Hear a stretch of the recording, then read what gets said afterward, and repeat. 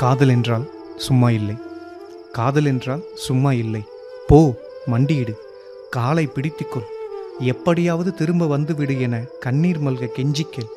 காதல் என்றால் சும்மா இல்லை.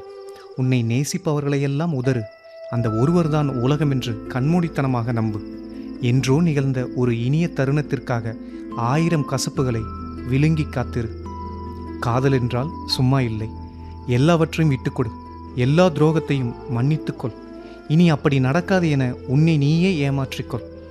எவரிடத்தும் சொல்ல முடியாத அவமானங்களால் தனி அறையில் வாய்விட்டு அழு. காதல் என்றால் சும்மா இல்லை. அன்பின் தருணம் ஒன்றின் பழைய புகைப்படத்தை ஏக்கத்துடன் எடுத்து பார்த்துக்கொள். ஒரு பிஸ்கட்டிற்காக காத்திருக்கும் நாய் போல ஒரு தொலைபேசி அழைப்பிற்காக காத்துக்கிட. மௌனமாகிவிட்ட இன்பாக்ஸ் பச்சை விளக்கையே பின்னிரவு வரை பார்த்து கொண்டிரு. நீர்வழியும் கண்களுடன் தூங்கிப்போ. காதல் என்றால் சும்மா இல்லை.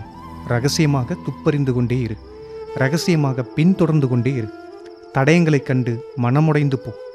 எதுவுமே மாறவில்லை என தெரிந்து இன்னொரு தற்கொலை கனவை காண். காதல் என்றால் சும்மா இல்லை. உன் காதலுக்கு ஒரு வலிமை உண்டு என இன்னொரு முறை உனக்கு நீயே சொல்லிக்கொள். அது எல்லாவற்றையும் கடந்து அந்த காதலை வெல்லச் செய்யும் என உனக்கு நீயே உறுதி சொல்லிக்கொள். உன்னை வேண்டாம் என்று சொன்னதற்கெல்லாம் ஒரு அர்த்தமும் இல்லை என உன்னை நீயே சமாதானப்படுத்திக்கொள். காலை கண்விழித்ததும் யார் உனக்கு நல்ல உறக்கத்தை தரவில்லையோ அவரை நினைத்து ஏங்கிப்போ. காதல் என்றால் சும்மா இல்லை. உன்னிடம் இருக்கும் கடைசி மோதிரத்தையும் வைத்து சூதாடு.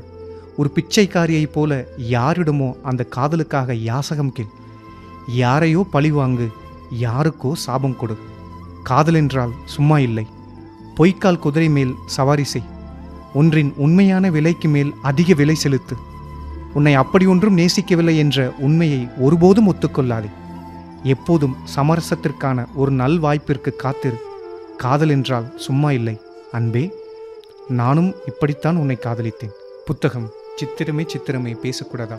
கவிஞர் மனுஷபுத்திரன்.